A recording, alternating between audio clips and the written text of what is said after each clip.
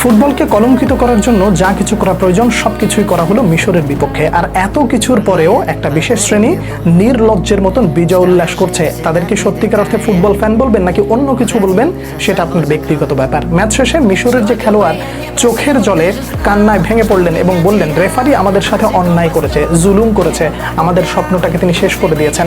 তার এই কথাগুলো কি একেবারেই অসত্য? একটু ডিকোড করার চেষ্টা করি। একই সাথে তিনি একটা কোরআনের আয়াত পড়েছেন, সেটা নিয়ে ভিডিওর শেষ অংশে একটু বলার চেষ্টা করব।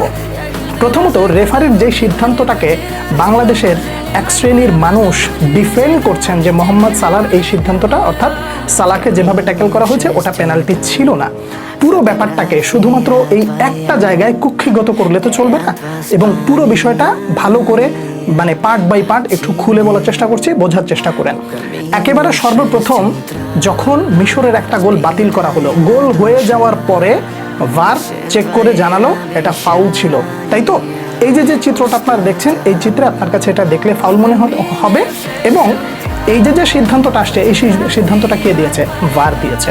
এবার একটু লক্ষ্য করেন, একদম শেষ দিকে এসে মিশর যখন, অর্থাৎ মোহাম্মদ সালাহ যখন ডিবক্সের মধ্যে ঢুকে যায়, এক শ্রেণীর অ্যানালিস্ট এইটাকে ডিফেন্ড করতেছে যে সালাহকে কোনোভাবেই ফাউল করা হয় নাই এবং এটা ফাউল নয়। ভালো করে কথাটা বোঝার চেষ্টা করবেন। তারা শুধুমাত্র সালাহটাই দেখেছে, অন্য আর একটা জায়গায় যে ইনসিডেন্ট ঘটে যাচ্ছে সেটা তাদের নাই, সেখানে তাদের চোখ নাই। কারণ লজ্জা থাকতে হবে তো। নির্লজ্জের মতন যদি এইরকম জয়ের পর উল্লাস করতে পারে, তাহলে ওই লজ্জাটাকে বাদ দিয়ে থুয়ে এই একটা জায়গা নিয়ে তো পড়ে থাকবে, এটাই তো স্বাভাবিক। কেন আমি এই কথাগুলো বললাম? শুনতে তিতা লাগতেছে, লাগাটাই স্বাভাবিক। আমি ধরে নিচ্ছি মোহাম্মদ সালাহর এইটাকে ট্যাকেলটা ফাউল হয় নাই এবং এটা রাইট, কিন্তু ডিবক্সের মধ্যে ম্যাক অ্যালেস্টার যে আরেকজন খেলোয়াড়কে ফেলে দিচ্ছেন, এই জায়গাটা কেন ফাউল ধরা হলো না? এখন কথা হচ্ছে, গোল হয়ে যাওয়ার পর মিশরের